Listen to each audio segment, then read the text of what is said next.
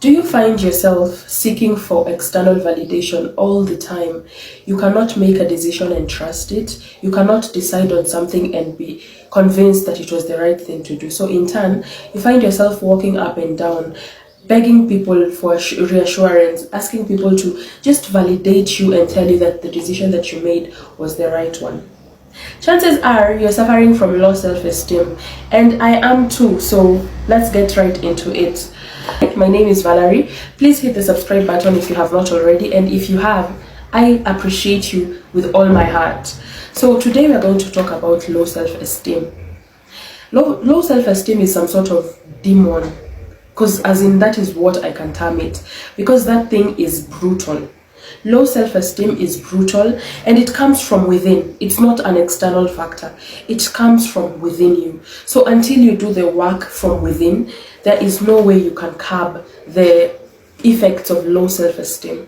Low self-esteem has costed me a lot. It has costed me a lot. And I'm so grateful that I have self-assurance right now. I'm so grateful that one way or another, I was able to, know exactly what is happening, and I was able to diagnose myself with low self-esteem syndrome. It's some sort of syndrome, because if you're honest, that thing, it can make you hate life. It can make your life a living hell. It's like a voice at the back of your mind constantly telling you that you are not worthy, constantly telling you that you're not enough, constantly telling you that there is something wrong with you, or constantly telling you that you have to compare yourself to other people, or other people are better than you. It is a demon, and I am glad that it has a cure, because I am on the journey, and it's a very satisfying and fulfilling journey. Because if I compare the old me before I knew that what was happening to me was effects of low self-esteem, before then and now, I genuinely enjoy who I am currently, and it's still work in progress. It's not something that I have completely solved, because its effects are adverse, so it's not something that you can just solve one time. It's a work in progress, and I'm grateful that at least I am not where I used to be. So let's get into the signs that you are suffering from low self-esteem. I'm going to use the word suffering from low self-esteem because it's a syndrome, like I said. It's a condition, it's a disease. So you are suffering from low self-esteem. So these are the few signs of someone who has low self-esteem. One, like I mentioned in the intro, you always seek validation. You always desperately need someone else and another person's voice to tell you that you made the right decision, or you're doing good, or you're beautiful, or you are as in, you always need another voice outside of yourself to tell you all these positive things. You cannot tell yourself and trust yourself. That is one sign. The second sign, you lack boundaries. Lacking boundaries goes hand in hand with low self-esteem. This is because low self-esteem will convince you. Low self-esteem will have you thinking that you need someone else to be whole. Low self-esteem will make you believe that you are not whole when you're on your own. You need that friend, or you need that partner, or you need that relative. Regardless of whether or not they are good for you, low self-esteem will convince you that you need someone else. You are not whole on your own. So lacking boundaries is something that goes hand in hand with having low self-esteem. Another sign that you have low self-esteem is fear of failure. Fear of failure will make you, as in, it will put you in a box, to the point where you do not try anything new, because you're afraid of failure. You're afraid of being laughed at, or you're afraid of looking like a clown for trying.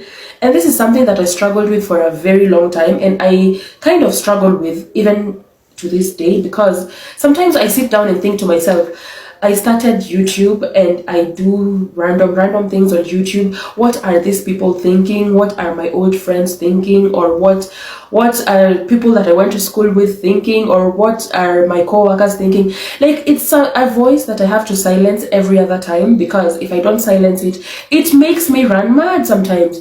And it's something that makes you, like, it makes you think that what you're doing is stupid, but it is not. It is not. That's just a wicked voice in your head that you need to shush.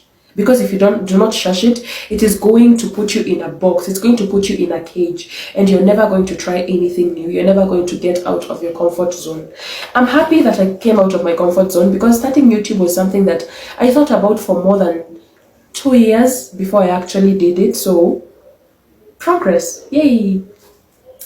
Another thing is social anxiety. I'm actually referring to my notes because I scribbled down a few things. And this is completely based on my personal experience. This is not something that I have. It's my personal experience. This is what I've personally gone through. Yeah. Social anxiety. For a very long time, I used to be someone who I didn't want someone to invite me out for parties. Or if you invite me to a party, I am going to stay, like we're going to stay side by side. Like, I do not want to interact with anyone else. I do not want to join any other person, the way people usually interact in parties. People socialize, people talk, people exchange contacts. I did not want to be part of that. I did not want to. And anytime someone would approach me or someone would try to talk to me, I would start shivering. Literally, I would start shivering. I would have goosebumps on my body. That is how bad my social anxiety was. It's something I'm actually trying to work on. It's something that, work in progress, like I mentioned. I'm not there yet, but I'm not where I used to be. Progress. So another thing is attaching your self-worth directly to your achievements. What I mean by this is, you are someone who, as in, if you've not achieved something for a significant amount of time, you will judge yourself and you will take yourself as nothing. Some people go to the extent of punishing themselves by not eating or not buying yourself the things that you want and need, because you just want to. You feel worthless. You feel like you're not deserving of anything good because you don't have like tangible achievements. So you end up punishing yourself for things that you set for yourself and you did not achieve them. Another sign of low self-esteem is difficulty accepting compliments. I used to be someone tells me, I like your top. It is really cute. And I'm like, I just thrifted it on the road. It was 200 or 100 shillings. Like, I just try to downplay all the compliments that come my way. And before I knew that was a sign of a low self-esteem, I had a friend who used to tell me, why don't you usually just take a compliment and shut up? Why do you always have to degrade yourself or downplay the compliment, or just make it seem as if you're not deserving of the compliment? So after she told me that, now I started to notice it. Slowly, I started to notice that it actually happens. When someone tells me something good about myself, I try to correct the person, or I try to, downplay it. That is a sign of low self-esteem. Another one is negative self-talk. This one is self-explanatory, really. Like, you find yourself, you do not extend the same grace that you give to other people to yourself.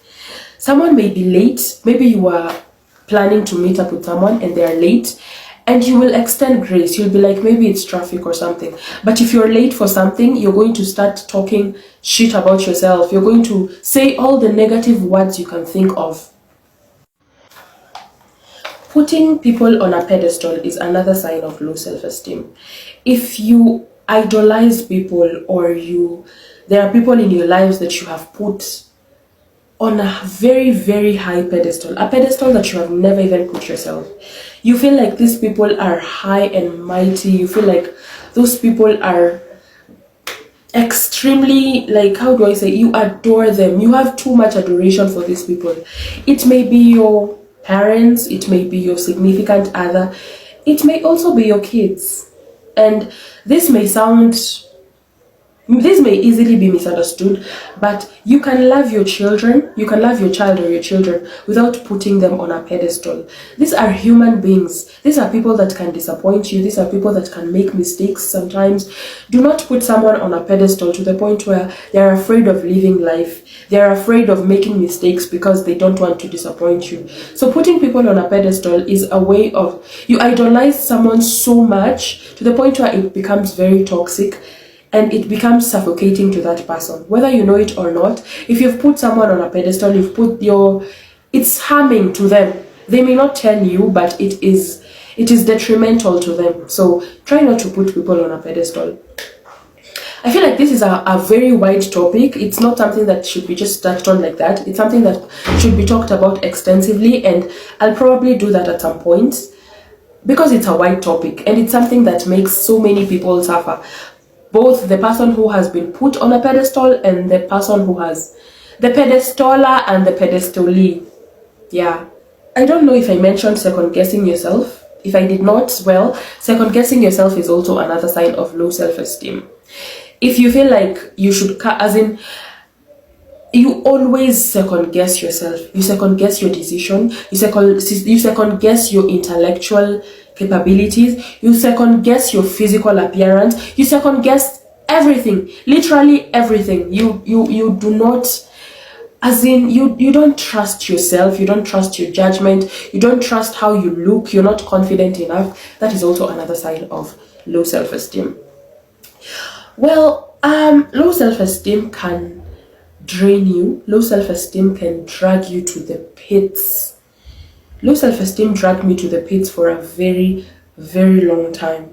And I feel like you should understand the source before you start to, before you try to handle it. You have to understand the source.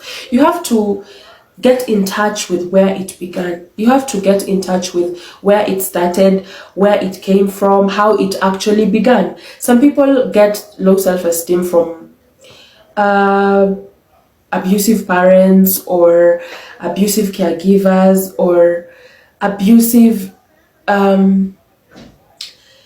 like maybe you grew up in an environment that was not very conducive for you, for your mental health, or maybe you experienced bullying. I feel like this is where I got mine. It came from bullying. I talked about it in my other video. If you have not watched it, what are you waiting for? But bullying is a very damaging thing. People underestimate how damaging bullying can be. And bullying does not only happen in schools. Bullying happens even in places of work. There are people that are grown-ups and they are bullies. And I despise these kinds of people, because someone has gone there to make a living. Why are you trying so hard to make that person's life a living hell? What are you getting out of it? What are you gaining out of it? As in, some of you actually need help. Anyway, as I was saying, you have to identify the source of the low self-esteem, and then it will make it easier to deal with it. It will make it easier to sort it out. I have met so many grown-ups who are dealing with self-esteem issues, and being that I'm trying to work on it myself, I am able to identify someone with low self-esteem from afar. And I'm sorry to say this, but people with low self-esteem are usually the biggest victims of narcissists and manipulators. So it is for your own good that you try to work on your low self-esteem. It is for your own good that you try to deal with it, because low self-esteem will make you prey to so many evil people in the world. Because if I think of the types of relationships I used to attract when I was still struggling from low self-esteem, and now they are completely different. The quality of friendships, the quality of relationships, everything is completely different. You know why? Because a narcissist can spot low self-esteem from a mile away. And that is their favorite type of prey. Narcissists love people with low self-esteem. So for your own good, just try to work on that. And it is something that is very doable. I'm very glad. It is something that is completely doable. So low self-esteem makes you feel disposable. It makes you feel replaceable. And in turn, this makes you feel like someone that is pursuing you romantically is doing you a huge favor. That is the mindset that, especially if the person is good looking, oh my God, you're going to be looking at yourself and looking at the person and you're like, what What? But it that is not the case, because it is a voice, like I said, it's a voice at the back of your mind, and it is very loud. It's a voice at the back of your mind that tries to convince you that you're not worthy, tries to convince you that you are not deserving of good things. But do not for a minute give it your time of day, because you are worthy. You are deserving of good things. I have met so many grown-ups who are still struggling with low self-esteem. I've met so many men, so many women, someone who cannot even look you in the eye when they're talking to you, someone who cannot maintain eye contact, or someone who is not, like, when you get close to them, suddenly they cannot speak, they cannot express themselves, because they have the feeling of unworthiness. They have the feeling of, I do not know. Having low self-esteem is horrible. Having low self-esteem will give you a very low quality life. Very, very low quality life. So when I identified that I have a low self-esteem, and I identified the source, that is when I was now able to start working on myself. My self-esteem came 100% came from my physical appearance, like how I grew up. I've discussed it in my previous video.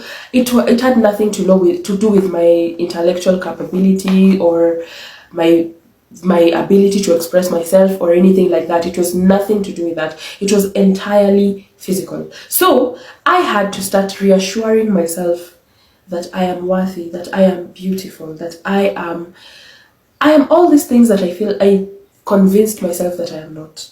So once I started to affirm myself, anytime I hear a voice in my head trying to tell me something bad, trying to bring me down, I affirm myself by word of mouth. It gets to a point where sometimes I start talking to myself in public, but not like as in like a crazy person or anything. I just start to whisper words of affirmation, because I have to remind myself that I am that person, and I have worked extremely hard to get to the point where I do not feel ugly. I have worked extremely hard, and I'll be damned to allow myself to go back to where I used to be. So it is still a work in progress, and it's something that I am actively taking part in. It is something every single day I do something to try to combat the voice in my head that will try to tell me something negative about myself, that will try to tell me that I'm not worthy. That voice in my head that will try to make me second guess myself, second guess my worth. And another thing that I did that really helped me, I cut off everyone that made me feel any type of way. Like anyone that makes you feel like you're not worthy, anyone that makes you second guess your worth, anyone that makes you feel like they are better than you, or you're not worthy, you're not deserving of good things. You do not need that kind of person in your life during this journey. Trust me, the people you surround yourself during this journey it's very important. As in, they will play a very key role in how it is going to end up for you, whether you're going to be successful or not. The people you surround yourself with are going to determine so many things during this journey. That being said, I need you to understand something. You hold the key. You are the determinant of the kind of life that you want to live. You're the determinant of how people are going to view you. Because everything starts and ends from within you. If you have convinced yourself that you're worthless, if you have convinced yourself that people are right for treating you like shit, if you have convinced yourself that you're not deserving of anything good, then that is exactly the type of energy you're going to get from the world and from the universe. Because everything starts from within you.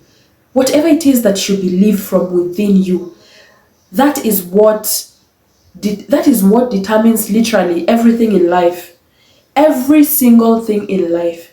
And this is something that I have seen and I have experienced it, and I know what I'm talking about when I say everything starts from within you.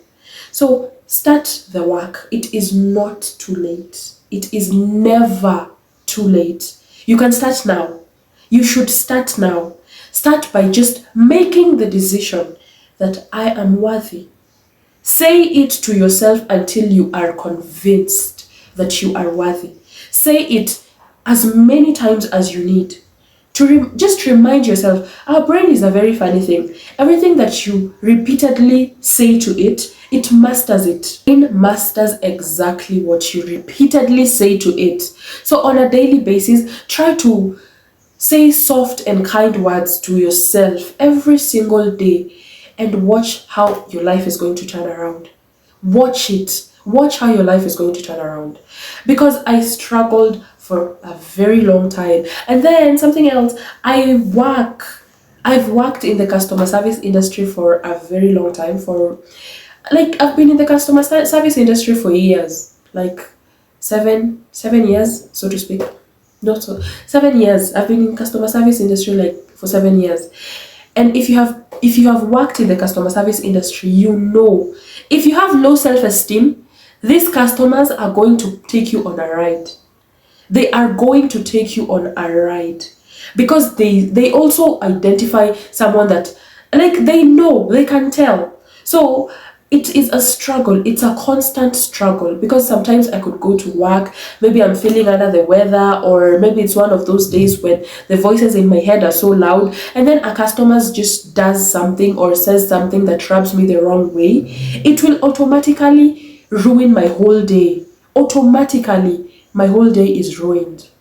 And that was one hell of a life, because as in it was you can meet someone who for one reason or another is having some personal issues, but they feel like they should pour it out on you. They should let it out on you. And if you're not careful, it can drag you by your hair. It will drag you, it will torture you. It is very torturous. So if you're someone that works in the customer service industry, or you encounter people on a daily basis, it is very important to have your self-esteem in check, because this way someone will not mess with you, because these people know. They can tell, they can see from a distance, they can smell your low self-esteem from a distance, and they will use it against you. um I am still trying to work on it. I'm still trying to discover myself. I'm still trying to affirm myself. And it's a very slow process, but it is slow, but it's working. It is working. I cannot say that I am there yet, but I have seen progress. I have seen positive progress, and I am very, very happy. I am very grateful, actually. I am happy. And I really hope that if you're someone that's struggling with low self-esteem, you will decide on your own to just stand up, pick yourself up, dust yourself up, and start the work. It is not easy, it's not pleasant, but it is worth it. Trust me. Coming from someone that has experienced all of it, it is worth it. It is completely worth it. Affirm yourself. Just try. Just start. Say, as in, be kind to yourself. Say kind words to yourself. Slowly, you will start to believe it. And you will embody it. And that is the magic. That is how it works. As in, as simple as that. As long as you believe that you're worthy, that is all it takes. So, thank you very, very much. And I will see you on my next one. Please hit the subscribe button if you have not already. And I hope that I've said one or two things that resonate with you. And I am grateful that you have watched it to this point. So see you on my next one. Bye.